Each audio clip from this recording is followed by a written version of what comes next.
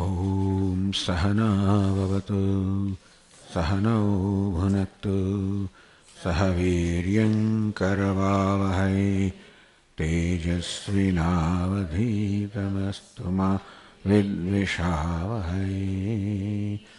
ॐ शान्ति शान्ति शान्तिः।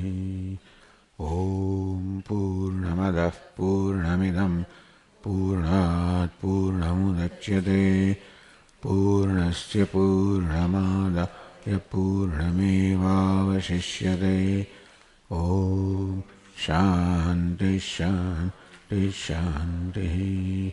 श्रुतिस्मृतिपुराणानाम् आलयं करुणालयं नमामि भगवत्पादं शङ्करं लोकशङ्करं शङ्करं शङ्कराचार्यं केशवं बादरायणं सूत्रभाष्यकृतौ वन्दे भगवन्तौ पुनः पुनः। ईश्वरो गुरुरात्मेति मूर्तिभेदविभागिने व्योमवद्व्याप्तदेहाय दक्षिणामूर्तये नमः।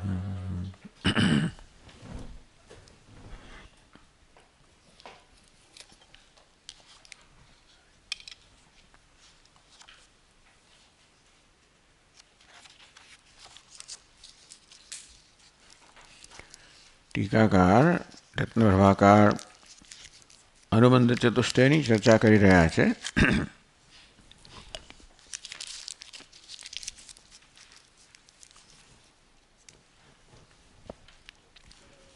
तथा श्रोतव्यः इत्यत्र प्रत्ययार्थस्य नियोगस्य प्रकृत्यर्थः विचारः विषयः।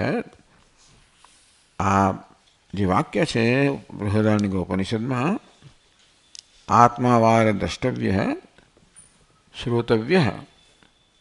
द्रष्टव्य है आत्मा दर्शन करવું જોઈએ, श्रोतव्य है એનું શ્રવણ કરવું જોઈએ ને શ્રોતવ્ય है મુખ્ય વિધિ માનીને એટલે આ સૂત્રમાં શ્રોતવ્ય આ મુખ્ય વિધિ પર આ સ્તોત્ર રચાયેલું છે। તો જ્યારે આ પ્રકારનો વિધિ હોય ત્યારે એનો વિષય श्रवण करवू अर्थकरमा विचार करवो। शना पर विचार करवो?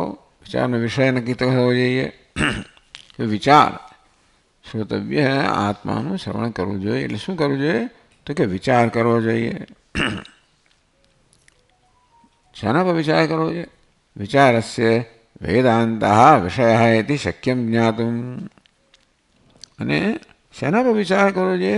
वेदांत पर उपनिषदना वाक्यों पर विचार करवो જોઈએ। विचार એટલે કે એમના તાત્પર્ય નિશ્ચય કરવો જોઈએ, अर्थ समझવો જોઈએ।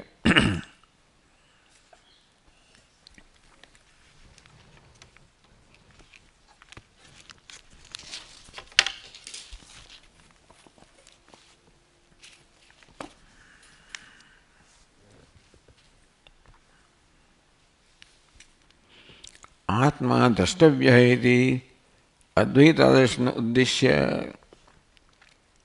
श्रोतव्य है श्रवण करवू જોઈએ। ક્યાંથી આવ્યું?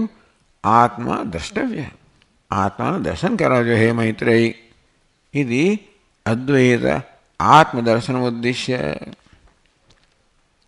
आत्मा दर्शन करवा જોઈએ अर्थात अद्वितीय आत्मा दर्शन करवा જોઈએ। એને ધ્યાનમાં રાખીને એનો ઉદ્દેશ્ય ધ્યાનમાં રાખીને क्या श्रोतव्य है? भगवान केवी રીતે આત્મ દર્શન કરવું જોઈએ? શ્રોતવ્ય है આત્માનું શ્રવણ કરવું જોઈએ। यदि विचार विधान दर्शनने ध्याનમાં રાખીને આત્માના શ્રવણનો એટલે કે આત્માના વિચારનું વિધાન કરવામાં આવ્યું, વિધિ કરવામાં આવ્યો, આદેશ કરવામાં આવ્યો। नहीं विचार साक्षात दर्शन हेतु अप्रमाणत्वात्। मात्र उपनिषदना महावाक्यो होय तत्वमसि अहम ब्रह्मास्मि ए ज प्रमाण है, ए ज वाक्य वास्तव में तत्व जैसे एने प्रकाशित करे छे। विचार से મળે છે એ વાક્યોના અર્થને સમજવા માટે। नहीं विचार है साक्षात दर्शन हेतु વિચાર કરવાથી આનું દર્શન થાય એમ નથી, કારણ આપ્યું હતું પ્રમાણ વિષયત્વેન. સ્વયં વિચાર દર્શન નથી આપતું, પરંતુ જેના પર વિચાર કરવામાં આવે છે એ ઉપનિષદ એ છે એ વાસ્તવમાં દર્શનનું સાધન છે. પ્રમાણમ છે અદ્વૈતાત્મની વેદાંતા એવા. પ્રમાણ એટલે પ્રમાકારણમ, જે આપણે યથાર્થ જ્ઞાન જન્માવે. એટલે કે વેદાંત કહો, મહાવાક્ય કહો, તત્વમસી, અહમ બ્રહ્માસ્મિ, આ વાક્યો જે છે આપણા મનમાં જ્યારે આ વાક્યનો અર્થ પ્રગટ થાય એ ત્યારે થાય જ્યારે મનમાં યોગ્ય સંસ્કાર હોય. કોઈ પણ શબ્દ આપણા મનમાં પોતાનો અર્થ ત્યારે પ્રગટ કરે જ્યારે મનમાં યોગ્ય સંસ્કાર હોય. આ શબ્દો પણ ત્યારે પોતાના અર્થ પ્રગટ કરે જ્યારે મનમાં ગુજરાતી ભાષાના સંસ્કાર હોય, કંઈક વેદાંતના સંસ્કાર હોય, કંઈક બ્રહ્મસૂત્રના સંસ્કાર હોય. એવા સંસ્કાર એકત્રિત થયા હોય ત્યારે અત્યારે જે બોલાઈ રહ્યા છે એ શબ્દો પણ આપણા મનમાં પોતાના અર્થ પ્રગટ કરે. આમ શબ્દ એ પોતાનો અર્થ પ્રગટ કરવાનો હોય. એમાં આપણું કોઈ કર્તૃત્વ નથી, આપણો કોઈ પુરુષાર્થ નથી. આપણો પુરુષાર્થ છે કે આપણે મનને તૈયાર કરવું, એ આપણો પુરુષાર્થ છે. મનને સંસ્કૃત કરવું, જેથી એ મનમાં શાસ્ત્રના શબ્દો પોતાનો અર્થ પ્રગટ કરી શકે. પછી અર્થ તો પ્રગટ થતો હોય છે.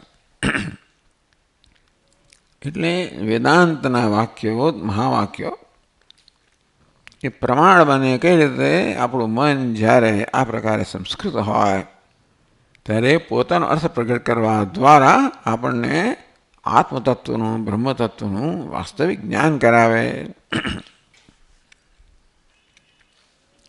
આપ શા પરથી કહો છો કે ભાઈ વેદાંત પ્રમાણ છે? ત્વંતુ ઔપનિષદમ પુરુષમ. આ પ્રકારે આવ્યું ઉપનિષદની અંદર કે ભાઈ ઔપનિષદ પુરુષ, પુરુષને પરમાત્માના ઔપનિષદ એ પ્રકારનું વિશેષણ લગાવવામાં આવ્યું. ઔપનિષદ, ઉપનિષદ એ ગમ્ય, માત્ર ઉપનિષદ ગમ્ય. માત્ર ઉપનિષદ જાણી શકાય એવો જે પરમાત્મા છે એના વિશે તું જાણે છે. અર્થાત પરમાત્મા કે પરમ બ્રહ્મ કે આત્મા જાણવાનું ઉપનિષદ એકમાત્ર વિષય છે, એકમાત્ર પ્રમાણ છે.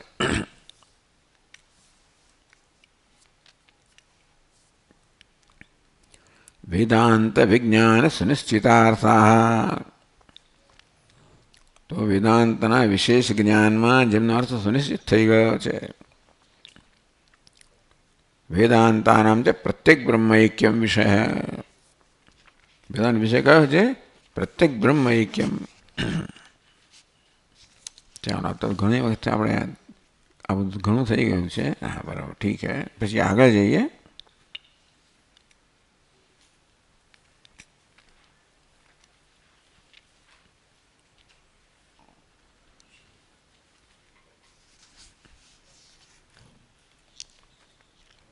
क्या बता वेदांत वाक्यों के संशय जन्मे. પછી કહ્યું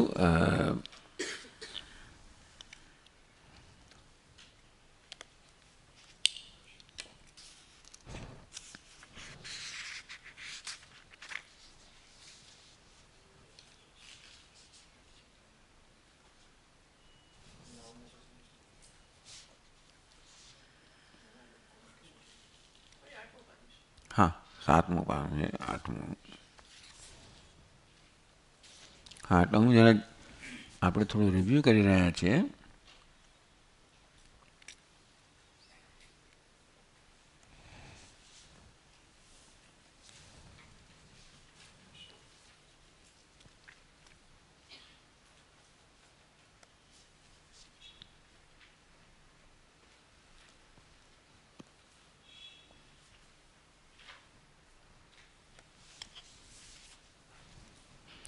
એટલે અહીંયા પૂર્વ પક્ષ એ ચાલી રહ્યો છે કે આ સૂત્ર દ્વારા સૂત્રનું પ્રયોજન છે અનુબંધ ચતુષ્ટયનો નિર્ણય કરવો. અથવા તો બ્રહ્મ જિજ્ઞાસા પ્રથમ સૂત્ર છે, એની ભૂમિકા રચાઈ રહી છે.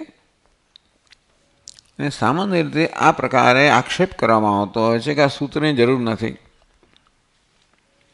આ સૂત્ર દ્વારા અનુબંધ ચતુષ્ટયનો નિર્ણય થાય છે. કોણ અધિકારી છે, કયો વિષય છે, શું પ્રયોજન છે, શું સંબંધ છે. પૂર્વ પક્ષી કહે છે કે આ તો બધું આપણે વેદાંતના વાક્યોમાં આપણે નિશ્ચય કરી શકીએ છીએ કે ભાઈ વેદાંતના વિષય જે છે બ્રહ્મા એક અદ્વિતીય બ્રહ્મ વિષય છે, એનો સમાધિ ષટક સંપન્ન અધિકારી છે. આ તો બધું આપણે વેદાંતના વાક્યો પર નિર્ણય કરી શકીએ છીએ. તો પછી ઇદમ સૂત્ર વ્યર્થ વિધિ છે, તો આ સૂત્ર કે નવું આપવાનું નથી. વ્યર્થ એટલે કે સૂત્રનો કોઈ પ્રયોજન નથી. એટલે કે હા, 7મા પાન પર 3જી પંક્તિમાં છે કે આ બધા ટૂંકમાં આ સૂત્ર આપણને જે આપે છે અનુબંધ ચતુષ્ટય, એ અનુબંધ ચતુષ્ટયનો નિર્ણય આપણે સ્વયં કરી શકીએ એમ છે. શાસ્ત્રના વાક્યો પર એમણે બતાવ્યું કયા કયા વાક્યો છે. અને તેથી પછી આ સૂત્ર શું કરે છે, આપણે સ્વયં જે સમજી શકીએ છીએ એ ઉપરાંત આ સૂત્ર આપણને બીજું કંઈ પ્રદાન કરે તો કે નથી કરતું, એવું પૂર્વ પક્ષ છે. તસ્માદ ઇદમ સૂત્રમ વ્યર્થમ ઇતિ ચેત, એને કારણે આ સૂત્ર વ્યર્થ છે. અર્થાત સૂત્ર દ્વારા આપણને જે ઉપદેશ થાય છે એનો આપણે સ્વતંત્ર નિર્ણય કરી શકીએ છીએ, પણ આ સૂત્ર કંઈ વધારાનું આપતું નથી. એવો પૂર્વ પક્ષને કારણે તમે કહેતા હો કે સૂત્ર વ્યર્થ છે. તો કે ના, તાસામ અધિકાર્યાદિ શ્રુતિનામ સ્વાર્થે તાત્પર્ય નિર્ણાયક, કે આપની વાત તો બરોબર છે કે આ બધા શાસ્ત્રના વાક્યો છે જેમાં આપણે અનુબંધ ચતુષ્ટય નિર્ણય કરી શકીએ. એ વાક્યો જે કહે છે એવો જ અર્થ કરવાનો કે બીજો અર્થ કરવાનો. સ્વાર્થ એટલે શું? વાક્ય જે કહે છે એ જ અર્થ કરવાનો કે કદાચ બીજો અર્થ કરવાનો.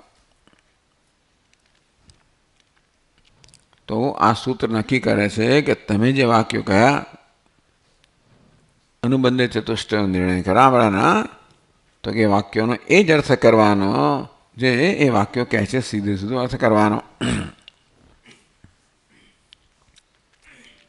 કે વિવેકાદિ વિશેષણ અધિકારી ઉત અન્ય.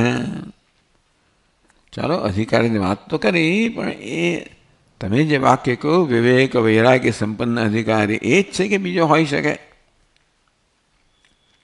કે વેદાંતા પૂર્વતંત્રેણ ગતાર્થા અગતાર્થા વા. વેદાંત જે કહે છે એ વસ્તુ કર્મકાંડમાં કહેવાઈ ગઈ છે કે નહીં? કે વેદાંત કે નવું કહે છે કે આગળ કહેવાઈ ગયેલી વસ્તુ જ કહે છે? કે બ્રહ્મ પ્રત્યેક અભિન્નમ નવા. બ્રહ્મ છે એ આત્મા જે છે અભિન્ન છે કે પછી જુદું છે?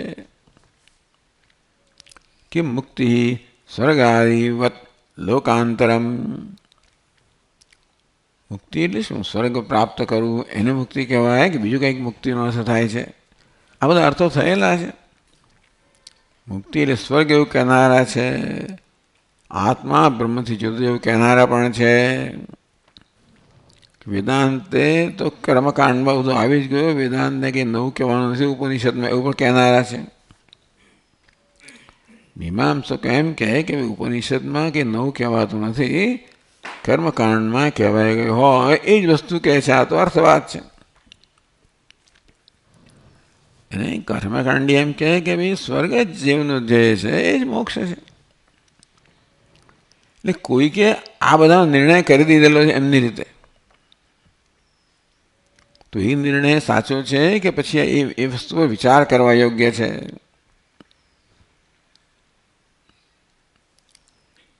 કે મુક્તિ સ્વર્ગાદિવ લોકાંતરમ આત્મ સ્વરૂપાવા.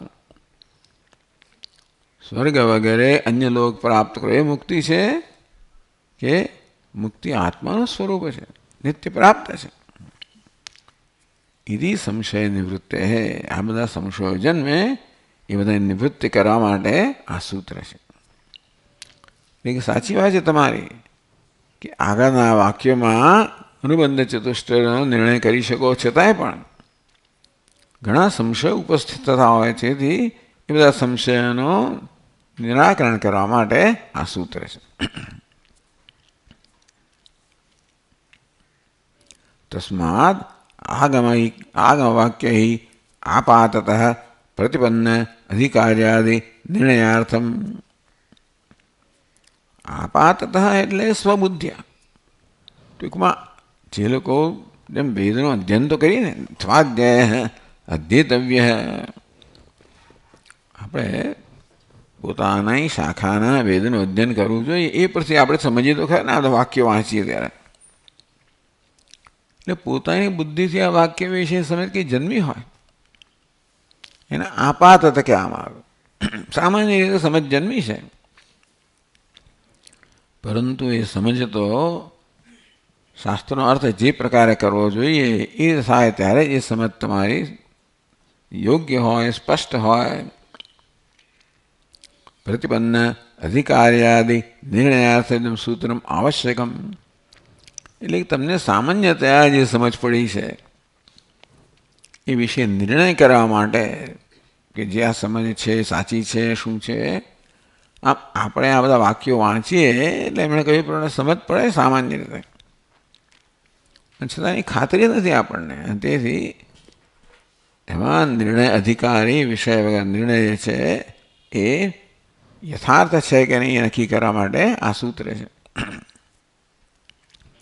તદુક્તમ પ્રકાશાત્મ શ્રીચરણે કહ્યું, વિવરણાચાર્યએ કહ્યું છે અધિકાર્યાદિના આગમિકત્વેપી ન્યાયેન નિર્ણયાર્થમિદમ સૂત્રમ.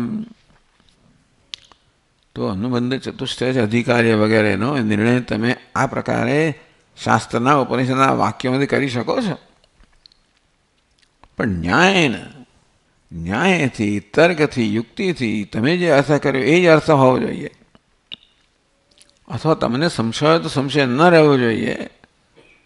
એટલે શાસ્ત્રને સમજવા માટે હંમેશા આપણી પાસે યુક્તિ જોઈએ. આમે કોઈ વાક્યને સમજવા માટે મન હંમેશા યુક્તિનો પ્રયોગ કરતો હોય. એટલે મારા મનમાં બરોબર ગોઠવાય, સમજાય, તો જ પછી મારી સમજ બને. શાસ્ત્રમાં કે અન્યત્ર જે આપેલું છે એ મારી સમજ ક્યારે બને? મારા મનમાં જે યુક્તિ છે એ પ્રમાણે હોય તો. અંતેથી ન્યાયેન નિર્ણયાર્થમિદમ સૂત્રમ.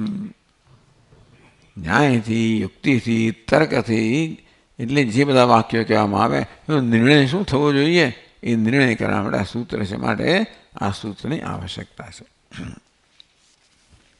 આગળ વધીએ.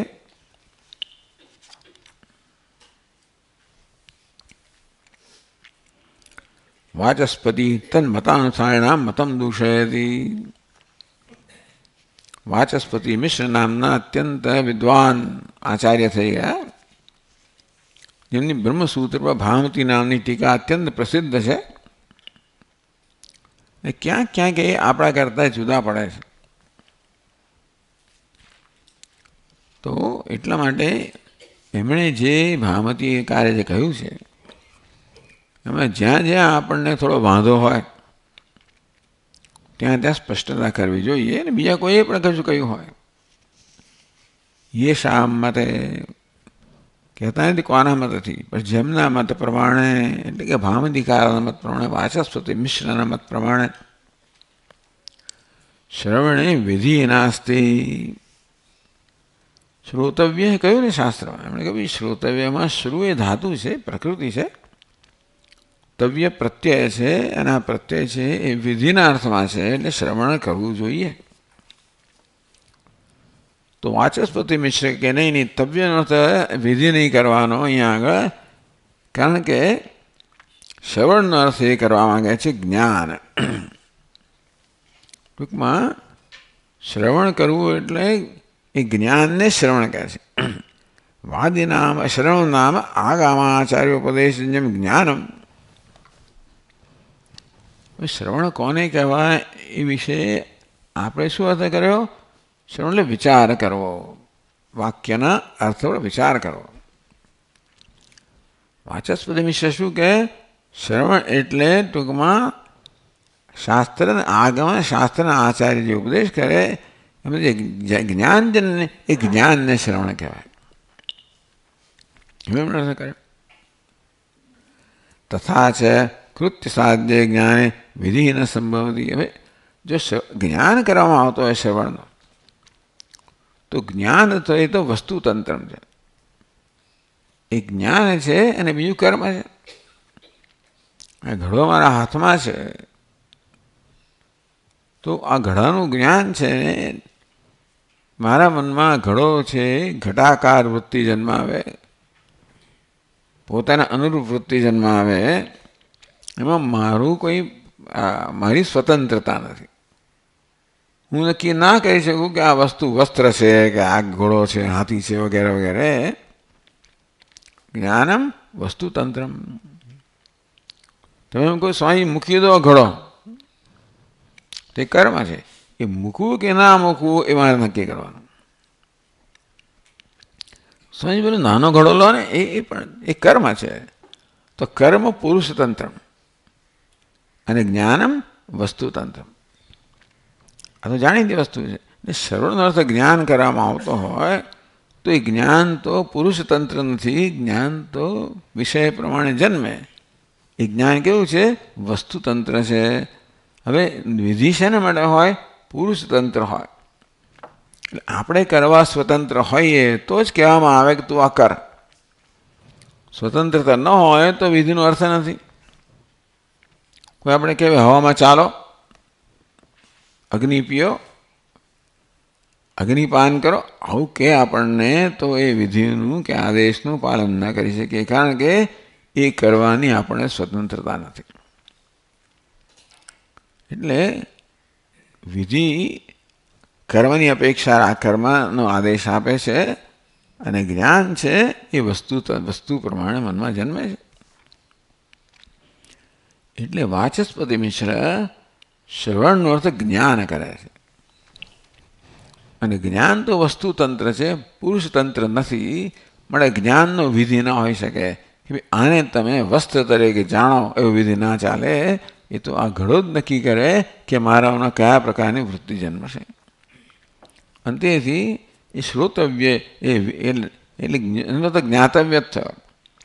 એટલે આત્માનું જ્ઞાન પ્રાપ્ત કરવું જોઈએ, જ્ઞાનમાં વિધ ન હોવો જોઈએ.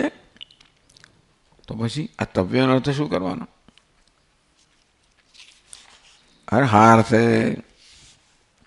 એટલે કે આત્મા શ્રવણાર્હ, આત્મા શ્રવણ યોગ્ય છે એવો અર્થ કર્યો.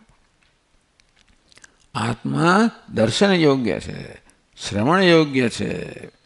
એટલે દ્રષ્ટવ્ય એ તવ્યમાં વિધિ ના હોય એમના કહેવા પ્રમાણે આત્મા દર્શન યોગ્ય છે, શ્રવણ યોગ્ય છે, એવો તવ્ય પ્રત્યેનો અર્થ અર્હ એટલે કે યોગ્યતા કરવામાં આવ્યો. એટલા જ માટે કે ભાઈ શ્રવણનો અર્થ જ્ઞાન થતો હોય તો જ્ઞાનનો આદેશ ના હોઈ શકે. માટે આત્મા દર્શન યોગ્ય છે, આત્મા શ્રવણ યોગ્ય છે, એવો અર્થ કર્યો વાચસ્પતિ મિશ્રએ. એટલે અહીંયા ટીકાકાર કહે છે ये शा मते श्रवणे विधि नास्ति।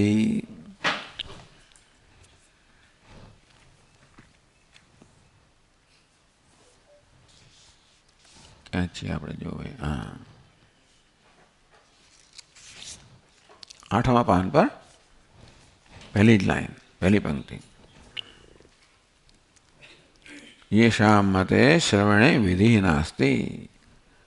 जेना मतमा एटले के वाचस्पति मिश्रना मतमा श्रवण विधि न होई सके तेषाम अविध श्रवणे अधिकार्य निर्णय अनपेक्षणात्।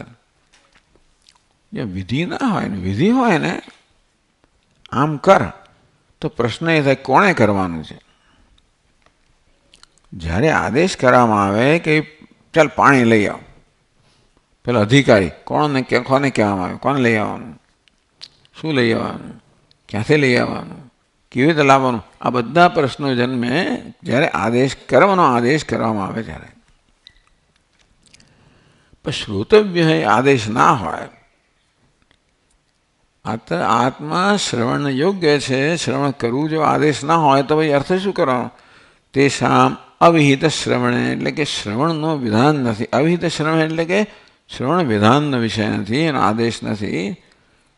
ત્યારે અધિકાર્યાદિ અનપેક્ષણા, એકવાર તમને આદેશ કરવામાં આવે ને ત્યારે પ્રશ્ન થાય, ભાઈ જ્યાં પાણી લઈ આવો તો કોણ લઈ આવે? અધિકારી. કોને કહેવામાં આવ્યું? અને બાકી અનેક પ્રશ્નો જન્મે, ક્યાંથી લઈ આવો વગેરે વગેરે, શામાં લઈ આવવું.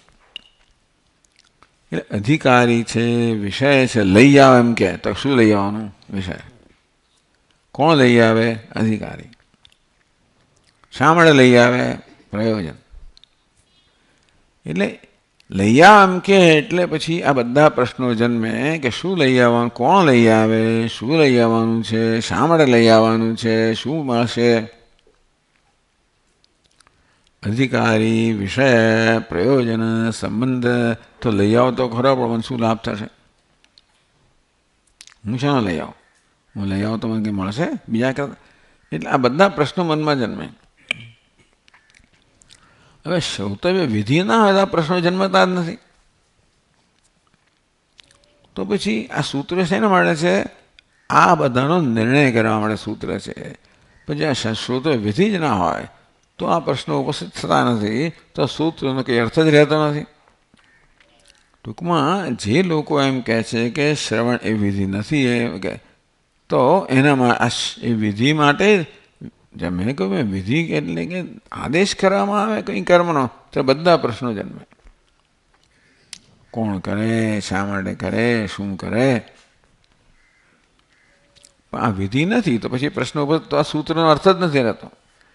સૂત્ર જે આ બધી વસ્તુઓ નિર્ણય કરવા માટે છે, એ સૂત્ર કેવું ભાઈ તો વ્યર્થ બની જાય. વ્યર્થમ આપતતી ઇતિ. એટલે હવે આપણે એને જવા દો. બહુ ચર્ચા એ લોકો તો કરે તો લાંબી ચાલ્યા જ કરે, પણ ટૂંકમાં આપણમાં આટલું પૂરતું છે કે ભાઈ આપણે વાચસ્પતિ મિશ્રના મતનું અનુસરણ કરવાની જરૂર નથી. આપણે તો વિવરણ અનુસાન કરીએ છીએ કે ભાઈ આ વિધિ છે. આગળ વાંચીએ તો તથા છે અસ્ય, બધાને મળી ગયું છે હું જે વાંચ્યું છું તે. તથા છે અસ્ય સૂત્રસ્ય શ્રવણ વિધિ અપેક્ષિત અધિકાર્યાદિ શ્રુતિભિઃ સ્વાર્થ નિર્ણયાય ઉત્થાપિતત્વાत्. તો આ સૂત્ર શેના માટે છે? શ્રવણ વિધિ અપેક્ષિત, શ્રોતવ્ય એ પ્રકારે વિધિ કરવામાં આવ્યું એટલે તરત અપેક્ષા જન્મે કે ભાઈ કોણ શ્રવણ કરી શકે, શેનું શ્રવણ કરવાનું? શ્રોતવ્ય એટલે અધિકાર્યાદિ શ્રુતિભિઃ. શ્રવણ અધિકારી કોણ છે એ નક્કી કરવું પડે. વિષય કોણ છે તો કે વેદાંત. અધિકારી કોણ છે? સમાધિ ષટક સંપન્ન. પ્રયોજન શું છે તો કે મોક્ષ. સંબંધ શું તો જ્ઞાનથી જ મોક્ષ. વિધિ આવે એટલે પહેલાં આ બધું નક્કી થવું જોઈએ, પછી આગળ વધી શકીએ ને આપણે. કોઈકના આદેશનું પાલન ક્યારે કરી શકીએ? કહીને દોડે એટલે કહીને ના દોડાય, સમજીને દોડાય ને એનું ટૂંકમાં. એટલે આપણે કશું કહેવામાં આવે ત્યારે આ બધી જ વસ્તુ સમજવી જોઈએ. આપણે મનો થતું હોય છે પણ આપણે જે એ નોંધ ન લેતા હોઈએ. પણ કોઈ વિધિ એટલે આદેશ કરવા, નાનામાં નાનો આદેશ કરવામાં આવે. ચા બનાવો, કોણ બનાવે, ક્યાં બનાવવાની, શું બનાવવાનું, શા માટે બનાવવાની, કોના માટે બનાવવા, વગેરે વગેરે. એટલે આ સૂત્ર છે એ આ બધું નિર્ણય કરવા માટે છે. વગેરે અધિકારી સૂત્રીઓ કહીને લોકોએ એને શું નિર્ણય કરવાના એની માટે આ સૂત્ર છે. સ્વાર્થ નિર્ણયાય ઉત્થાપિતત્વાत्. એ વાક્યોના શું નિર્ણય કરવાનો અર્થ શું થવો જોઈએ એ નિર્ણય કરવા માટે આ સૂત્ર છે. સ્વાર્થ એટલે વાક્ય કહે છે એવો જ અર્થ કરવાનો કે ભાઈ બીજો અર્થ કરવાનો. હેતુ હેતુમદ્ભાવ શ્રુતિ સંગતિ. હેતુ હેતુમદ્ભાવ, કાર્ય કારણ ભાવ. શ્રુતિ છે એ તો કે કારણ બને છે, જેને માટે આ સૂત્ર છે. શ્રુતિના અર્થને સમજાવવા માટે આ સૂત્ર છે. શ્રુતિ હેતુ છે અને આ હેતુમત.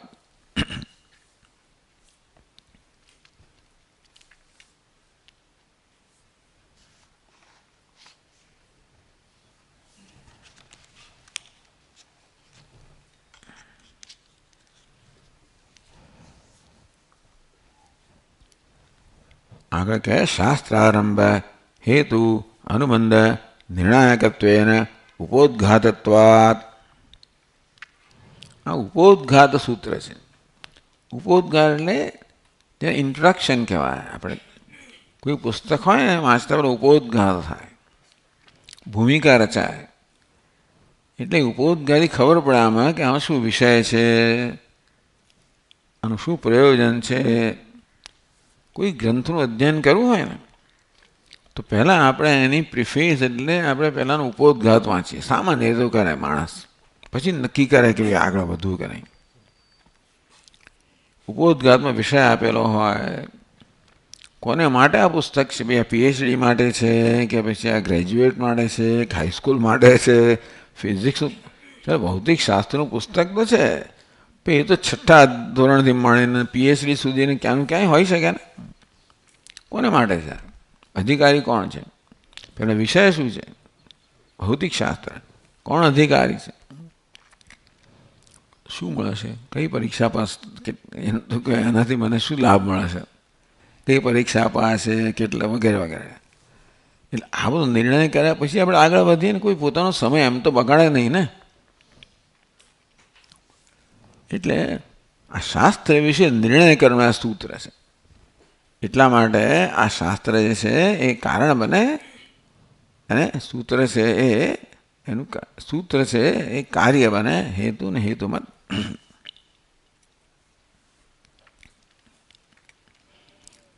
ઉપોદ્ઘાતત્વા શાસ્ત્રાદો સંગતિ. આખા બ્રહ્મસૂત્રનો ઉપોદ્ઘાત થયો છે. પહેલા અધ્યાયનો ઉપોદ્ઘાત થયો, પહેલા પાદનો ઉપોદ્ઘાત થયો. આમાં આ બ્રહ્મસૂત્ર છે ને એને 4 અધ્યાય છે. આગળ જોયું છે, એના નામ પણ આપશે. દરેક અધ્યાયમાં 4 પાદ છે.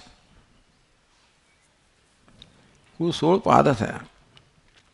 દરેક પાદમાં કેટલાક અધિકરણ હોય, દરેક અધિકરણમાં કેટલાક સૂત્ર હોય. એટલે બધી વસ્તુઓ આપણે બધી સંગતિ કે શેને એની સાથે શું સંબંધ છે, પૂર્વાપર સંબંધ. પહેલાં જે આવી ગયું એની સાથે શું સંબંધ છે, હવે આવવાનું છે એની સાથે શું સંબંધ છે. એવું નાનપણમાં તો પૂર્વાપર સંબંધ આપીને સમજાવો. પહેલાં મને બહુ ખબર નહીં કે આ શું પૂર્વાપર સંબંધ એટલે શું. પછી ખબર પડે પૂર્વ એટલે પહેલાં આવી ગયું, તે અપર એટલે પછી આવવાનું છે, તે એ બંને વચ્ચેનો એ આપીને સંબંધ સમજાવો. તેવી રીતે આ સૂત્રની પહેલાં જે થયું એનો શું સંબંધ, પછી શ્રુતાય શું સંબંધ. પહેલાં તો શાસ્ત્રના વાક્યો સાથે શું સંબંધ છે, બાકી પહેલાં કંઈ છે નહીં આની પહેલાં, પછી તો શું સંબંધ છે. એટલે આ બધી સંગતિ નક્કી કરવાની હોય એ થશે.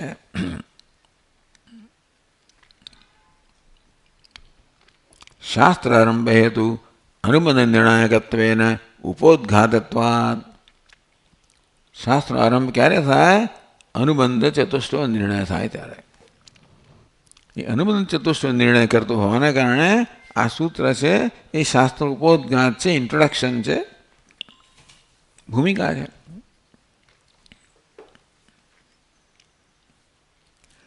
અધિકાર્યાદિ શ્રુતિના સ્વાર્થે સમન્વયુક્ત. જે બધા આગળ વાક્યો કહી ગયા અધિકારી વગેરેના, અધિકારી સંબંધ વિષય બધા વાક્યો આવી ગયા.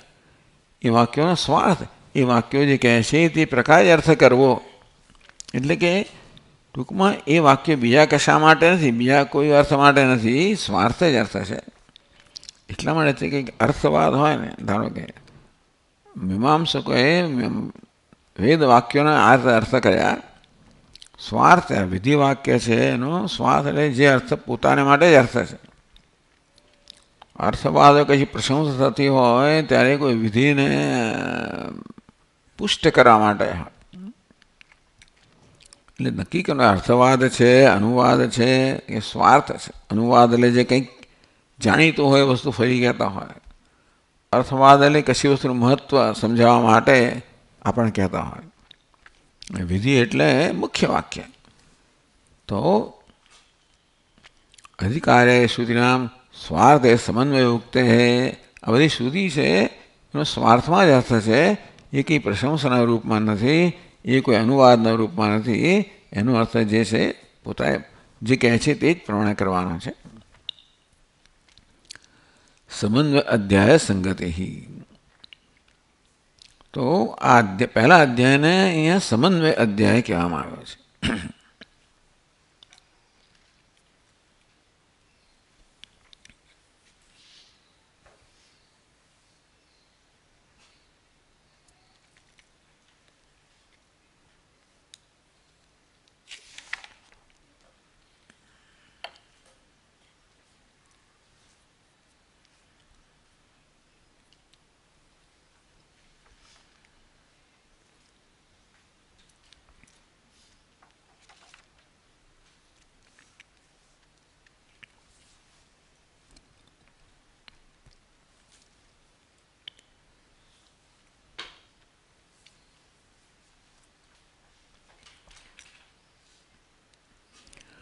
સમન્વય અધ્યાય એટલે પહેલો અધ્યાય. બીજા અધ્યાય નામ આપશે આગળ. અવિરોધ અધ્યાય, ફલ અધ્યાય, સાધન અધ્યાય, ફલ અધ્યાય, પ્રકારે 4 અધ્યાય છે.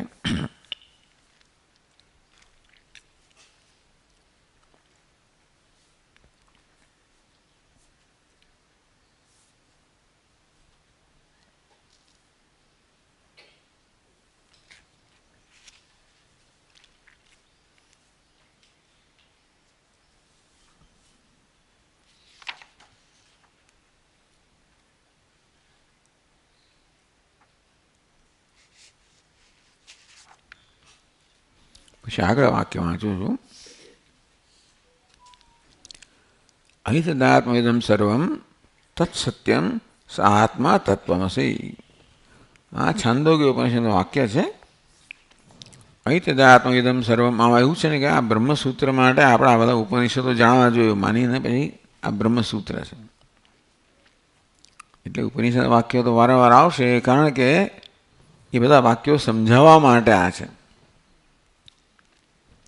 એ વાક્યો ત્યાં તો ભાષ્ય તો કહ્યું, પણ મૂળ તો બ્રહ્મસૂત્રનું શું પ્રયોજન છે?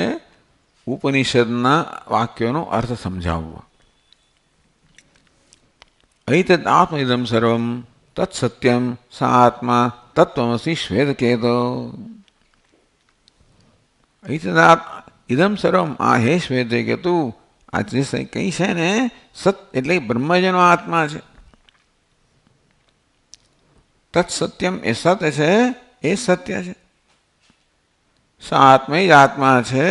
અને હે શ્વેતકેતુ, એ જ તું છે. જે સત છે, જગત કારણ છે, એ જ આ જગતનો આત્મા છે, એ સત્ય છે અને એ જ તું છે. અર્થાત તું જગતનું કારણ છે, જગતનો આત્મા છે, સર્વાત્મા છે, બ્રહ્મ છે. ઇત્યાદિ શ્રુતિના સર્વાત્મત્વાદિ.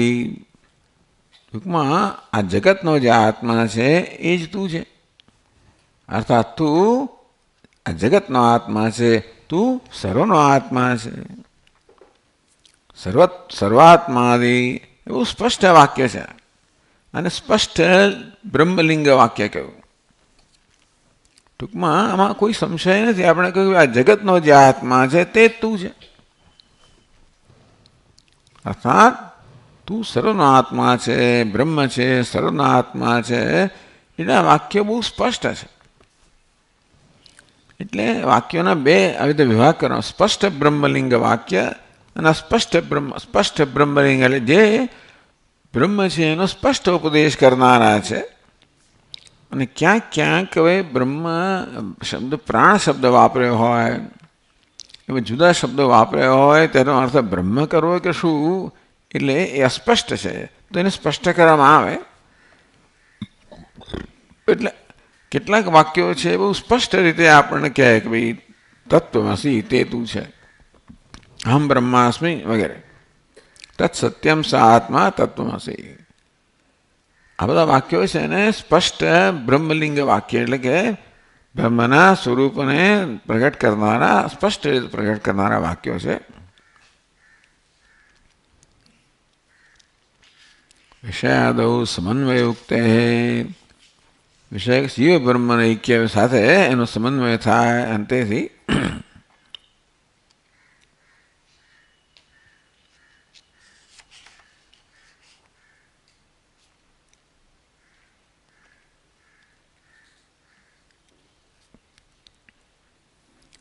પ્રથમ સૂત્ર પ્રથમ પાદયો સ્પષ્ટ બ્રહ્મલિંગક શ્રુતિ નિષ્ઠ વિષયાદિ સમન્વય પ્રતિપાદકત્વાત્. ઠીક.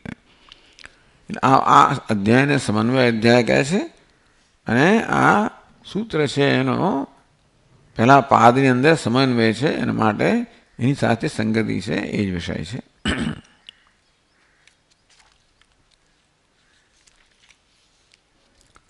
એટલા માટે કે મનમાં જન્મે પ્રશ્ન કે આ સૂત્ર છે એને શેને માટે છે, એને વેદાંત શાસ્ત્ર શું સંબંધ છે.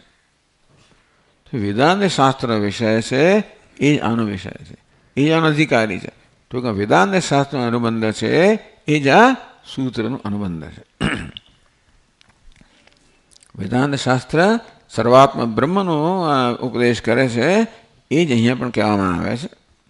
આ પ્રકારે આ વિષય વગેરે સાથે સમન્વય કરવામાં આવ્યો. એટલે સમન્વય અર્થ છે કે બંનેનો અર્થ એક જ છે.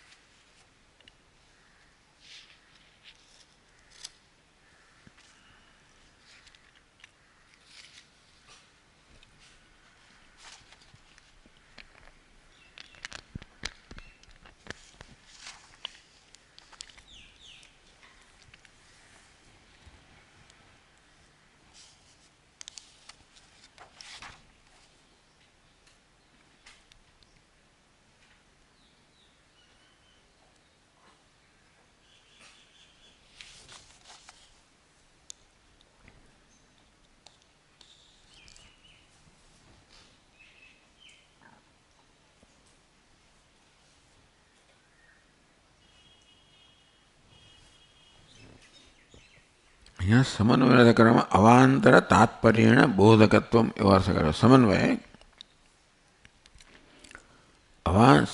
સમન્વય અવાંતર તાત્પર્યેણ બોધકત્વ.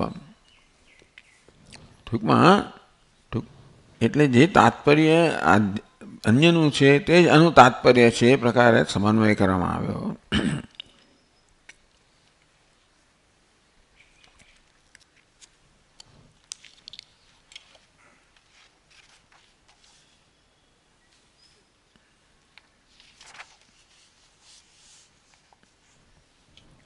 एवं सरसूत्राणां श्रुत्यर्थ निर्णायकत्वात् श्रुति संगति.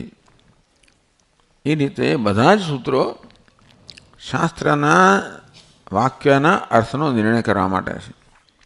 બ્રહ્મસૂત્ર શેના માટે છે? ઉપનિષદમાં અનેક બધા વાક્યો છે અને ઘણા વાક્યોનો તો સ્પષ્ટ છે, ઘણા વાક્યોનો તો સ્પષ્ટ ના પણ હોય, સંશય હોય. એ બધા અર્થનો નિર્ણય કરવા માટે આ બ્રહ્મસૂત્ર છે. બ્રહ્મસૂત્રને આપણે ઉપનિષદની એક કોમેન્ટ્રી, એની વ્યાખ્યા જ કહી શકાય. સૂત્ર રૂપમાં વ્યાખ્યા કરી. તો ભગવાન વેદવ્યાસ કે બાદરાયણે ઉપનિષદ પર આ પ્રકારે સૂત્રના રૂપમાં વ્યાખ્યા કરી અને ઉપનિષદના વાક્યોને સમજાવ્યા. એવમ સર્વસૂત્રાણામ શ્રુત્યર્થ નિર્ણાયકત્વાत् શ્રુતિ સંગતિ. બધા સૂત્રો જે છે એ શ્રુતિના ઉપનિષદના અર્થનો નિર્ણય કરનારા છે અને માટે આ બધા સૂત્રને આ પ્રકારે શ્રુતિ સાથે સંગતિ છે. હેતુ હેતુમત ભાવે એટલે શાસ્ત્ર જે છે હેતુ છે એના હેતુમત છે એટલે એ પ્રકાર દરેક સૂત્ર છે એ શાસ્ત્રના વાક્યોનો અર્થ સમજાવે છે. શાસ્ત્રનું વાક્ય હેતુ બને અને આ હેતુમત બને. તત્તદ અધ્યાયે તત્તદ પાદે ચ સમાન પ્રમેયત્વેન સંગતિ ઉહનીય કે છે બધી જગ્યાએ ન પણ આપીએ આ રીતે પણ તે પાદમાં તે અધ્યાયમાં તે પાદમાં 4 અધ્યાય દરેકને 4 પાદ દરેક અધ્યાય તે અધ્યાયમાં તે પાદમાં કે પ્રમેય છે વિષય છે સમાન છે એ પ્રકારે કયું આ સૂત્રનો સમય વિષય છે એ જ પાદનો વિષય છે એ જ અધ્યાયનો વિષય છે એ બ્રહ્મસૂત્રનો વિષય છે એ જ ઉપનિષદનો વિષય છે.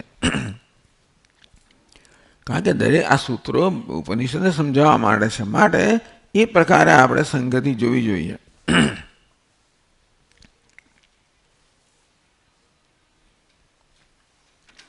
તો અહીંયા આપણને સમજાવે છે પ્રમેયમ છે કૃષ્ણશાસ્ત્રસ્ય બ્રહ્મ પ્રમેય કહો વિષય કહો કૃષ્ણશાસ્ત્રસ્ય સમગ્ર ઉપનિષદ શાસ્ત્રનો વિષય કયો છે બ્રહ્મ.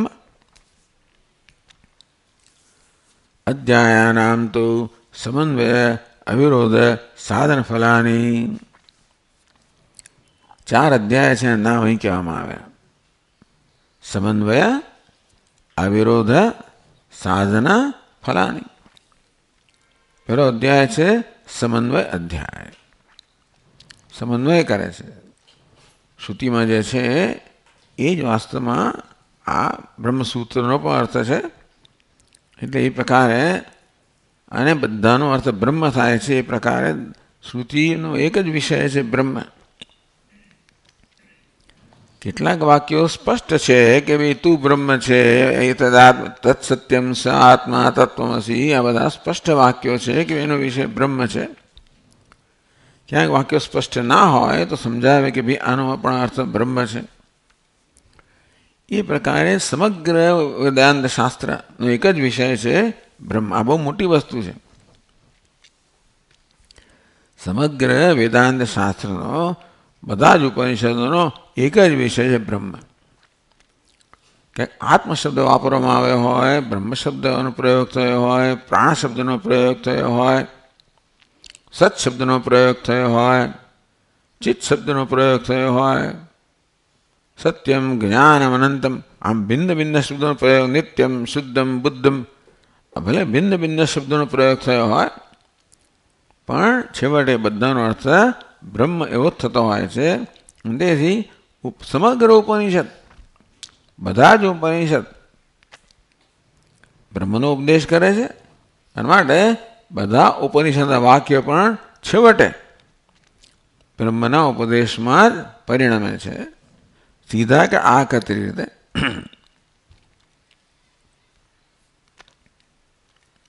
આ પ્રકારે સમગ્ર શાસ્ત્રનો વિષય બ્રહ્મ છે. હવે પહેલા અધ્યાયને સમન્વય અધ્યાય કયો. તત્ર પ્રથમ પાદસ્ય સ્પષ્ટ બ્રહ્મલિંગાનામ સમન્વય પ્રમેયમ. પહેલો જે અધ્યાય છે એને 4 પાદ છે. પહેલા પાદમાં સ્પષ્ટ બ્રહ્મલિંગ જે ટૂંકમાં જે વાક્યો સ્પષ્ટ રીતે બ્રહ્મનો ઉપદેશ કરતા હોય એ વાક્ય છે ને એની ચર્ચા કરવામાં આવી છે. દ્વિતીય તૃતીયો અસ્પષ્ટ બ્રહ્મલિંગાનામ.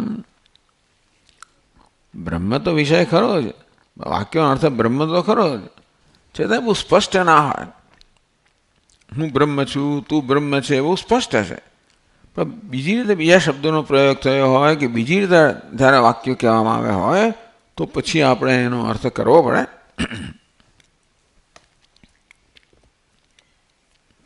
એને અસ્પષ્ટ બ્રહ્મલિંગ વાક્ય કહેવામાં આવે. આ બીજા અને ત્રીજા અધ્યાય બીજો અને ત્રીજો પાદ છે એના અસ્પષ્ટ બ્રહ્મલિંગ. ચતુર્થ પાદ છે પદમાત્ર સમન્વય. આ પહેલા અધ્યાયનો ચોથો પાદ છે. માત્ર પદ એટલે જે શબ્દો છે ને એ પદ માત્ર શબ્દોનો જ અર્થ સમજાવે. અવ્યક્ત એટલે શું, અજાય અજન્મા એટલે શું વગેરે શબ્દો છે એનો અર્થ સમજાવવા માટે ચતુર્થ પાદ છે.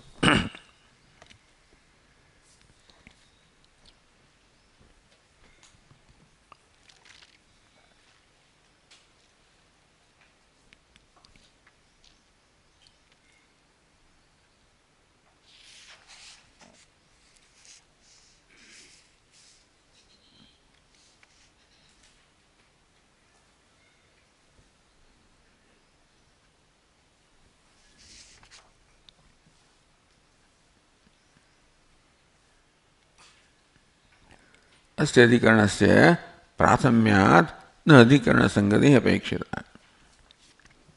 હવે આ પહેલું જે છે અધિકરણ એટલે ટૂંકમાં સંશય. અહીંયા હા આમાં ક્યાંક આપ્યું છે જોવાનું તો એ લોકોને ખ્યાલ આવી જાય.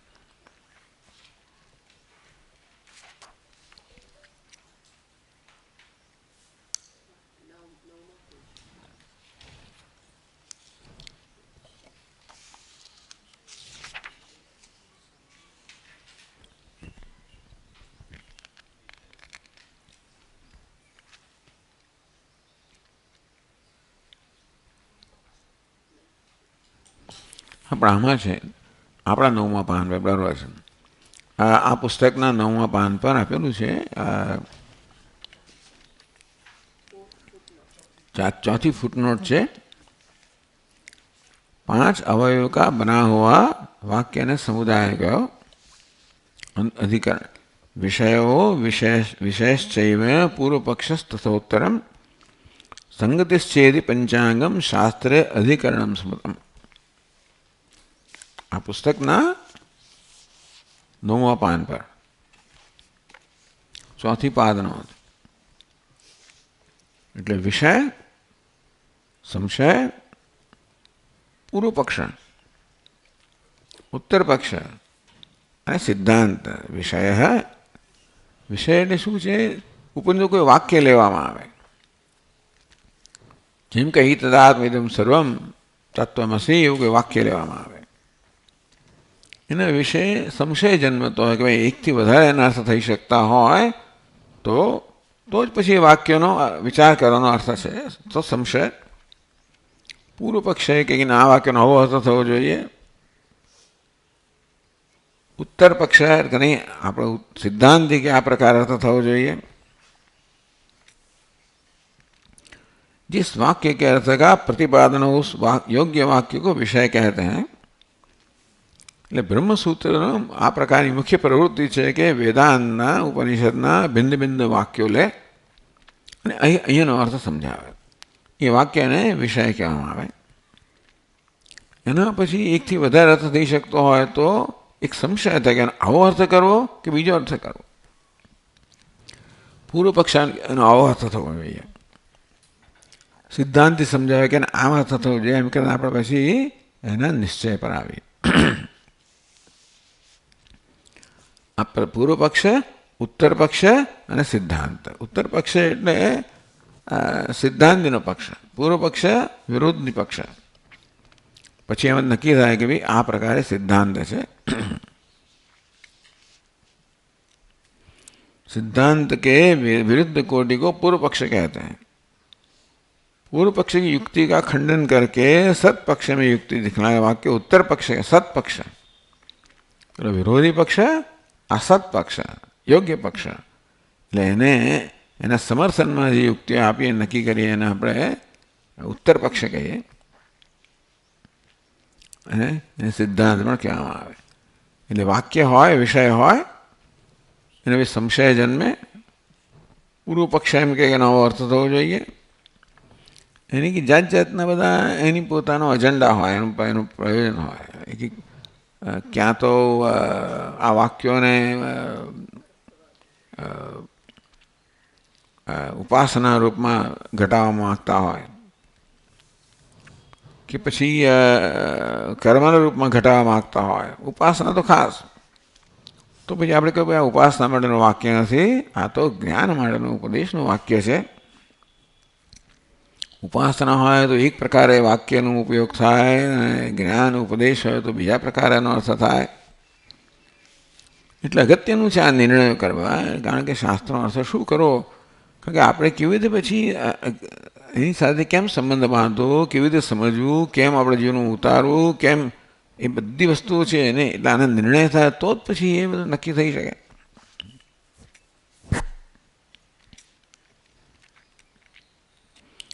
प्रत्येक अध्याय की पूर्व अध्याय के साथ ये पहलो दरेक अध्याय ने पहला अध्याय સાથે દરેક પાદનો પહેલા પાદ સાથે દરેક અધિકરણનો એની આગળના અધિકરણ સાથે આમ બધા સંગતિ આપવાની હોય. અને આ પ્રકારે દરેક વખતે સમજાવશે ટીકાકારો કે કયા કયા અર્થ છે.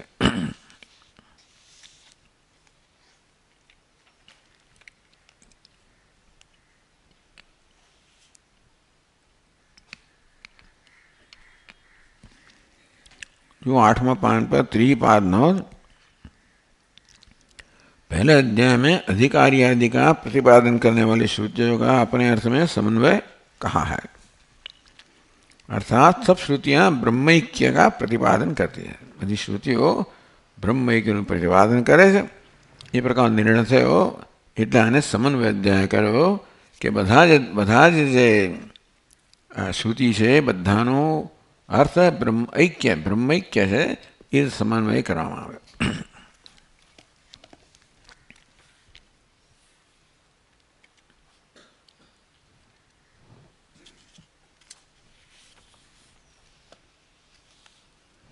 પછી આગળ કહે છે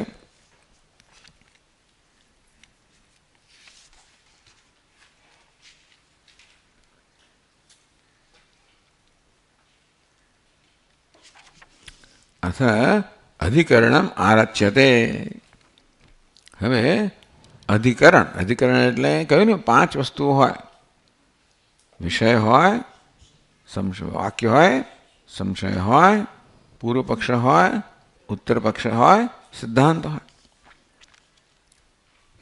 અથ અધિકરણમ આરચ્યતે. ચલો આ પહેલો જે સૂત્ર છે અથાદ બ્રહ્મ જિજ્ઞાસા,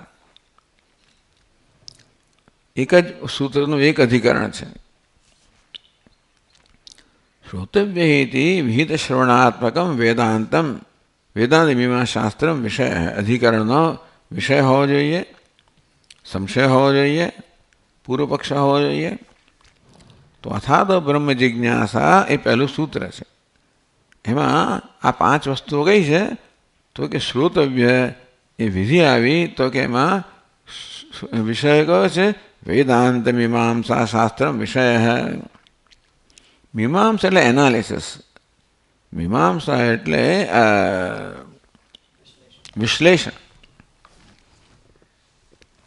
મીમાંસા શબ્દનો પછી તો એ કંઈ મીમાંસા એક દર્શન છે, જુદી વાત છે. પણ મીમાંસા શબ્દનો અર્થ થાય વિશ્લેષણ, જેને અંગ્રેજીમાં કહે એનાલિસિસ. એટલે આ વાક્યોનો અર્થ કેમ કરવા, એ જે એનો અર્થ કરવા માટેનો જે વિચાર પદ્ધતિ હોય એને આપણે મીમાંસા કહીએ. યુક્તિપૂર્વક એનો અર્થનો નિર્ણય કરવા. તો વેદાંત મીમાંસા શાસ્ત્રમ વિષય. પેલી કર્મકાંડ મીમાંસા અને આ વેદાંત મીમાંસા તો શાસ્ત્ર વિષય.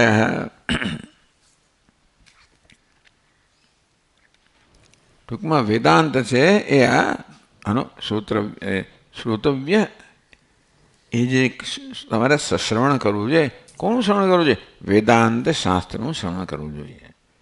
એટલે શ્રોતવ્ય જે આદેશ વિધિ કરવામાં આવ્યો એનો વિષય કયો છે તો કે વેદાંત શાસ્ત્ર.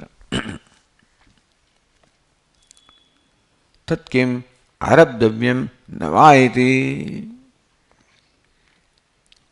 તો હવે આ જે છે વેદાંત શાસ્ત્ર એ ભણવા યોગ્ય છે કે નહીં? નવાયતી વિષય પ્રયોજન સંભવાભ્યામ. કે વેદાંત જ આનો વિષય છે કે નહીં? વેદાંત આરંભ કરવા યોગ્ય છે, અભ્યાસ કરવા યોગ્ય છે કે નહીં? તત્કિમ આરબ્ધવ્યમ નવાયતી.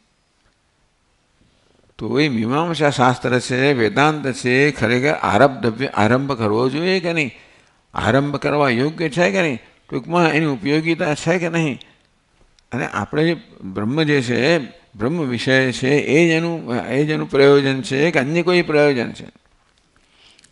કારણ કે કશું પણ આપણે અભ્યાસ કરતાં પહેલાં મનમાં નક્કી કરવું જોઈએ કે આનો વિષય શું છે, પ્રયોજન શું છે, આપણી સાથે આનો કંઈ સંબંધ છે કે નહીં, અધિકારીને બધા ચતુષ્ટય નિર્ણય કરવો જોઈએ. એટલે એ બધું મીમાંસા શાસ્ત્રમાં છે કે નહીં, વેદાંતમાં. વિષય પ્રયોજન સંભવ અસંભવાભ્યામ, વિષય કયો છે, પ્રયોજન કયું છે, એનો કે વિષય છે કે નથી, પ્રયોજન છે કે નથી, સંશય.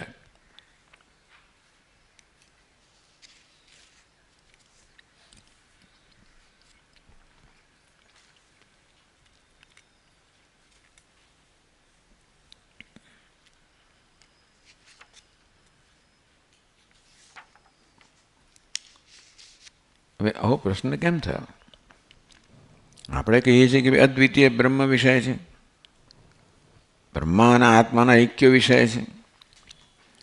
તો અત્ર નાહમ બ્રહ્મ એથી ભેદગ્રાહી પ્રત્યક્ષણ, તમે કહો છો કે આત્મા એક છે, મારો અનુભવ શું છે? આત્મા અનેક છે. આપ કહો છો આત્મા બ્રહ્મ છે, પણ બ્રહ્મ છે ઈશ્વર તો જુદો છે. અત્યારે મારો અનુભવ કેવો છે? આત્મા અનેક છે, એક આત્મા બીજા આત્મા કરતાં જુદો છે, આત્મા બ્રહ્મ કરતાં જુદો છે. મારો પ્રત્યક્ષ અનુભવ છે, સીધો અનુભવ છે. નાહમ બ્રહ્મ એથી ભેદગ્રાહી પ્રત્યક્ષેણ. તમે જે કહો છો ને કે આત્મા બ્રહ્મ છે, પણ મારા અનુભવથી વિરોધી છે. મારો અનુભવ છે કે બ્રહ્મ તો જુદું છે, આત્મા તો અનેક છે. મને આપ જે કહો છો આત્મા એક છે અને આત્મા બ્રહ્મ છે, એના કરતાં મારો અનુભવ અત્યંત વિરોધી છે. કર્તૃત્વ અકર્તૃત્વ આદિ વિરુદ્ધ ધર્મવત્વ. આપ કહો છો આત્મા અકર્તા છે, મારો અનુભવ છે કે હું એટલે આત્મા કરતા છું. તેવી રીતે આપ જે કહો છો એના કરતાં મારો અનુભવ વિરુદ્ધ છે.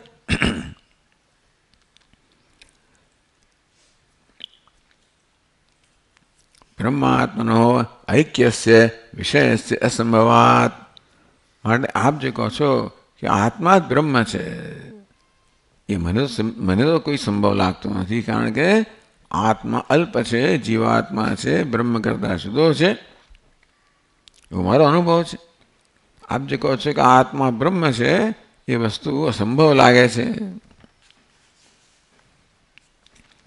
એક વસ્તુ સત્યબંધસ્ય જ્ઞાનાદ નિવૃત્તિરૂપ ફલ અસંભવાદ. આ બંધન છે ને, જો અનુભવી રહ્યો છે સાચો છે. આપણે એક અભિપ્રાય છે કે બંધન કેવું છે, સાચું છે. હું અલ્પ છું, અસહાય છું, મર્યાદિત છું, બધા કાયદાઓથી બંધાયેલો છું, અને બંધન કહેવાય. એ અભિપ્રાય શું છે? એક અભિપ્રાય આ બંધન, વેદાંત શું કહે? આ બંધન તો ભ્રમ છે. અભિપ્રાય શું કહે છે? બંધન સાચું છે. અમે અનુભવીએ છીએ કે હું બંધ છું. એટલે આપણો અપરોક્ષ અનુભવ છે કે હું અલ્પ છું, બ્રહ્મ નથી. આપણો અપરોક્ષ અનુભવ છે કે હું બંધાયેલો છું, મર્યાદિત છું, દુનિયાના બધા કાયદાઓ અને અધીન છું. પછી એ બધા ભૌતિક શાસ્ત્રના કાયદાઓ હોય, એ બધા કાયદાઓ, અને અગ્નિ તો દજાડે છે ને પેલું પાણી તો વહી ડૂબાડે, આ બધા કાયદાથી તો હું એનો વિરોધ ના કરી શકું. ટૂંકમાં હું તો અસહાય છું, બધાથી બંધાયેલો છું, બધા કાયદાઓથી. પણ આપ જે કહો છો કે બંધ તો સત્ય સેવાનો અનુભવ છે, અને તેથી માત્ર હું બ્રહ્મ જાણા જ્ઞાનથી નિવૃત્તિ ના થાય. જે ભ્રમ હોય એની જ્ઞાનથી નિવૃત્તિ થાય, સત્ય હોય એની જ્ઞાનથી નિવૃત્તિ ના થાય. ફલ અસંભવાત, વિષયની અસંભવતા બતાવી કે મને મારો અનુભવ છે કે બ્રહ્મ જુદું છે, અને આપ કહો છો કે તું બ્રહ્મ છે, અસંભવ લાગે છે. મારો અનુભવ છે કે હું તો અલ્પ છું, બંધાયેલો છું. આપ કહો છો નિત્ય મુક્ત છું, અસંભવ લાગે છે. મળે ન આરંભણીયમ, એટલે આ શાસ્ત્ર જે આવું શીખવાડે છે એનો આરંભ જ ના કરવો જોઈએ, કારણ કે એ બધું વિરુદ્ધ છે, ખોટું છે. શાસ્ત્ર કે નિત્ય મુક્ત છે, એટલે ક્યાં નિત્ય મુક્ત છું? હું તો બંધાયેલો છું. શાસ્ત્રે કીધું બ્રહ્મ છે, અરે હું ક્યાં બ્રહ્મ છું? હું તો અલ્પ આત્મા છું. જે શાસ્ત્ર ઉલટી વસ્તુ કહે છે એનો અભ્યાસ કરવાનો અર્થ શું રહ્યો? અને માટે શાસ્ત્ર ન આરંભણીયમ, જે વિષય અને જે પ્રયોજન કહેવામાં આવ્યું એ બંને વસ્તુ સંભવ નથી, માટે આરંભ ન કરવો જોઈએ. એથી પ્રાપ્ત સિદ્ધાંત, આ પ્રકારે સંશય પ્રાપ્ત થયો. શું સંશય પ્રાપ્ત થયો? આપ જે વિષય કહો છો કે હું બ્રહ્મ છું એ સંભવ નથી.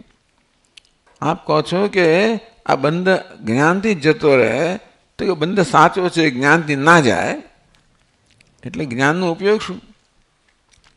તમારા બધા પ્રશ્નો જ્ઞાનથી ઉકલી જતા હોય તો જ્ઞાન ઉપયોગી ખરો. વેદાંત શાસ્ત્ર શું કહે? આપણા જીવનના બધી સમસ્યાઓ આ જ્ઞાનથી ઉકલી જાય.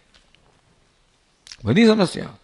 શું સ્વામીજી મને આ ખોટ ગઈ, મારી પત્ની આમ કરે છે ને મારો પુત્ર પેલું કરે છે, કેટલી સમસ્યાઓ જીવનમાં છે, બધી ઉકલી જાય, બધી ઉકલી જાય. આ જ્ઞાનથી જીવનની બધી સમસ્યાઓ દૂર થઈ જાય. સમસ્યા જ ન રહે ને, કોને સમસ્યા છે? કારણ કે રમણ મહર્ષિને પૂછો કે ભગવાન ઈશ્વર ક્યાં છે, તો કે પૂછનાર કોણ છે એ નક્કી કરે પહેલા. એમ તું નક્કી કર કે કોને આ બધું દુઃખ થાય છે, કોને શોક જન્મે છે, કોનો પુત્ર કોનો પિતા, પહેલા એ નક્કી કર. એ નક્કી કરીશ તો તેને જણાશે કોઈ જાતનો પ્રશ્ન જ નથી. હું કોણ છું એ પ્રકારનું માની લઈને આ બધા પ્રશ્નો જન્મ્યા છે ને. મારા વિશે અનેક પ્રકારના અભિપ્રાયો ધરાવું છું અને એવા ને આ બધા પ્રશ્નો છે. કોણે કહ્યું કે તું અભિપ્રાય ધરાવે છે સાચો છે? પેલું કે તું સાચો નથી, શાસ્ત્ર સાચું નથી, કે મારો અભિપ્રાય, પણ તારો અભિપ્રાય સાચો એવું ક્યાંય નક્કી થાય? આ પ્રકારે આપણા પોતાના વિષયના અભિપ્રાયો છે, આપણા જીવનના અભિપ્રાયો છે, આ બધા અભિપ્રાયોને પડકારવામાં આવે છે. વેદાંત શાસ્ત્ર જીવનના આપણા બધા અભિપ્રાયો નિર્ણયકોને પડકારે છે. આપણું જીવન આપણા અભિપ્રાય પર નિર્ણય પર ચાલતું હોય છે. વેદાંત કે નહીં ભાઈ, તું જ્યાં તારું જીવન જેના પર ચાલે છે એ અભિપ્રાયને પહેલાં તપાસ, તારા નિર્ણયને પહેલાં તપાસ, પછી નક્કી કર કે શું કરવું શું ના કરવું. આપણી લાગણીઓ જન્મે છે ને બધી, આપણું ઇમોશન લાગણી જન્મે છે બરાબર, પણ અભિપ્રાય પર આધારિત છે. આપણા મનમાં જે લાગણી જન્મે છે ને એ હું કોણ છું એના પર આધારિત છે. મારા કાકાએ મને આવું કહ્યું, એટલે હું ભત્રીજો એ પર અભિપ્રાય હોય તો એ કાકાનો તો એ પછી અર્થ થાય ને. આમ કશી વસ્તુ મને હું કોણ છું, મને પેલો આવું કહી ગયો, કોને કહી ગયો? મને કહી ગયો. તું એટલે કોણ? એક લાગણીશીલ વ્યક્તિ છે, બધા લાગણીમાં અહંભાવ ધરાવનારો તું, એ જુદી વાત છે. વાસ્તવિક તું છે એને કોણે કશું કહેવાનું હતું? એને કશું સ્પર્શવાનું જ નથી ને. એટલે આપણા મનમાં જે લાગણીઓ જન્મે છે એ બધી આપણા પોતાના અભિપ્રાય જે છે એને કારણે, એ અભિપ્રાય બદલાઈ જાય તો બધું બદલાઈ જાય. આપણા મનમાં જે સુખ દુઃખ જન્મે છે ને એ બધાનું કારણ આપણા વિશેનો અભિપ્રાય છે. અને આપણા વિશેનો અભિપ્રાય બાકીના બધાના અભિપ્રાયો જન્મ્યા હોય છે. મારા વિશેના અભિપ્રાયમાંથી જગત વિશેનો અભિપ્રાય, ઈશ્વર વિશે બધા અભિપ્રાયો જન્મ્યા હોય. અને આપણે દરેક જણા બધા અભિપ્રાયો ધરાવતા જ હોઈએ છીએ. જન્મ્યા ત્યારથી જ હું કોણ છું મારો અભિપ્રાય હોય જ. કદાચ હું શબ્દોમાં વ્યક્ત ના કરી શકું, મારામાં એટલી બધી કુશળતા ન હોય, પણ દરેક ભણેલો અભણ ગમે તે હોય, હું કોણ છું એનો અભિપ્રાય હોવો જ જોઈએ. હું વિશે, જીવ વિશે, જગત વિશે, ઈશ્વર વિશે બધા લોકો અભિપ્રાય ધરાવતા જ હોય. કદાચ પોતાના અભિપ્રાયને સ્પષ્ટ વ્યક્ત કરવાની ક્ષમતા ન હોય, પણ અભયતા ધરાવતા જ હોય. અભિપ્રાય પર આપણે જીવન ચાલતું હોય છે. વેદાંત શાસ્ત્ર આ બધા અભિપ્રાયોને પડકારે છે. તમારી પાસે અભિપ્રાયો ધરાવવા માટે કયું કારણ છે? કોઈ કારણ વગર જ આપણે વસ્તુઓ માની લીધી છે. એટલે ન્યાયશાસ્ત્ર છે. તેથી જે કંઈ નિર્ણય હોય દરેક નિર્ણયને ન્યાયના આધારે, યુક્તિના આધારે એને વિશ્લેષણ કરવામાં આવે કે આ નિર્ણય ધરાવવા માટે આપણી પાસે પૂરતું કારણ છે કે ખાલી માની લીધેલું છે. મોટાવી વસ્તુઓ માની લીધેલી છે. એટલે આ પ્રકારે સત્ય બંધ સત્ય નથી, બંધ તો મિથ્યા છે, અજ્ઞાનની ઉપજે છે, મળે જ્ઞાનથી દૂર થાય. એટલે સિદ્ધાંત અથા તો બ્રહ્મ જિજ્ઞાસા હતી માટે કે નહીં, બ્રહ્મ જિજ્ઞાસા એટલે બ્રહ્મ વિચાર કરતા હોય એટલે બ્રહ્મનું જ્ઞાન પ્રાપ્ત કરો. તો જ્ઞાનથી શું થાય? અજ્ઞાન દૂર થાય. તો શું થાય? આ બંધ અજ્ઞાનમાંથી જન્મેલો છે, પણ આ જ્ઞાનથી બંધ દૂર થાય. તારા અભિપ્રાયો અજ્ઞાનથી જન્મેલા છે, એ બધા દૂર થાય. તારી જાતને જે અલ્પ માને છે, અસહાય માને છે, મર્યાદિત માને છે, બંધાયેલો માને છે, એ તારા વિશેની હકીકત નથી, તારા વિશેનો અભિપ્રાય છે. સમય જન્મ્યો તારા પોતાનું યથાર્થ જ્ઞાન નથી, એવા અજ્ઞાનમાંથી જન્મેલા અભિપ્રાયો છે. એના પર તારું જીવન રચાયેલું છે. માટે અથા તો બ્રહ્મ જિજ્ઞાસા, જે આ બધા પ્રાપ્ત બંધ વગેરે બંધ સાચો છે અને બ્રહ્મને આત્મા એ ખોઈ જ ના શકે, આવા જે નિર્ણયો છે એનો વિચાર કરવા માટે આ સૂત્ર છે. અથા તો બ્રહ્મ જિજ્ઞાસા પહેલું સૂત્ર છે. આપણે ચાલ રાખશું કાલથી. ઓમ પૂર્ણમદ પૂર્ણમિદમ પૂર્ણાત પૂર્ણમુદચ્યતે પૂર્ણસ્ય પૂર્ણમાદાય પૂર્ણમેવાવશિષ્યતે. ઓમ શાંતિ શાંતિ શાંતિ. રાહુગ્રસ્ત દિવાકરેન્દ્ર સદૃશો માયા સમાચ્છાદનાत् સન્માત્રઃ કર્ણોપસંહરણતો યોભૂત સુષુપ્તઃ પુમાન પ્રાગસ્વાપ્સ્વમિતિ પ્રબોધ સમયે યઃ પ્રત્યવિજ્ઞાયતે તસ્મૈ શ્રી ગુરુએ નમઃ. ઇદં શ્રી દક્ષિણામૂર્તયે. અલ્યાદિષ્વપि જાગ્રદાદિષુ તથા સર્વાસ્વસ્થાસ્વપि વ્યાવૃત્તાસ્વનુવર્તમાનમહમિત્યन्तઃસ્ફુરन्तं સદા પ્રકટીકરોતિ યો મુદ્રયા ભદ્રયા. તસ્મૈ શ્રી ગુરુમૂર્તયે નમઃ. ઇદં શ્રી દક્ષિણામૂર્તયે. વિશ્વં પશ્યતિ કાર્યકારણતયા સ્વસ્વામિ સંબંધતઃ શિષ્યાચાર્યતઃ તથૈવ પિતૃપુત્રાદ્યાત્મના ભેદતઃ સ્વપ્ને જાગૃતિ વા એષ પુરુષો માયા પરિભ્રામિતઃ. તસ્મૈ શ્રી ગુરુમૂર્તયે નમઃ. ઇદં શ્રી દક્ષિણા ભાંસનલો નીલોંબરમહરનાથો હિમાંશુઃ પુમાન ઇત્યાભાતિ ચરાચરાત્મકમિદં યસ્યૈવ મૂર્ત્યષ્ટકં નાન્યत् કિંચન વિદ્યતે વિમૃશતાં યસ્માत् પરસ્માદ્ વિભોઃ. તસ્મૈ શ્રી ગુરુમૂર્તયે નમઃ. ઇદં શ્રી દક્ષિણામૂર્તયે. સર્વાત્મત્વમિતિ સ્ફુટીકૃતમિદં યસ્માદમુષ્મિંસ્તવે તૈણાસ્ય શ્રવણાत् તદર્થમનનાत् ધ્યાનાચ્ચ સંકીર્તનાत् સર્વાત્મત્વમહાવિભૂતિસહિतं સ્યાદીશ્વરત્વં સ્વતઃ સિદ્ધ્યે તત્પુનરષ્ટધા પરિણतं ચૈશ્વર્યમવ્યાહતम्. અશુભાનિ નિરાચષ્ટે સતીં સ્મૃતિમાત્રેણ યત્પુંસાં બ્રહ્મ તન્મંગલં બ્રહ્મ. રૂપત્વાत् નિત્યકલ્યાણ સંશયાत् સ્મર્તॄણાં વરદત્વાચ્ચ ब्रह्म तन्मङ्गलं विदुः ओङ्कारश्चातशब्दस्य द्वावेतौ ब्रह्मणः पुरा कण्ठं भित्त्वा विनिर्यातौ तस्मान्माङ्गलिकावुभौ अथ ॐ अथ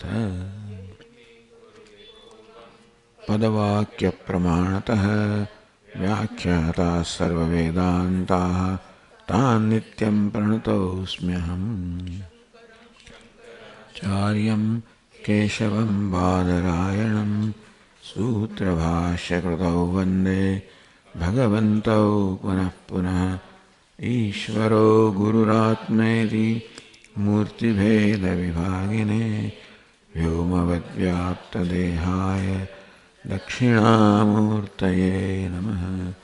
ॐ शान्ति शान्ति शान्तिः। हरि ओम। श्री गुरुभ्यो नमः। हरि ओम।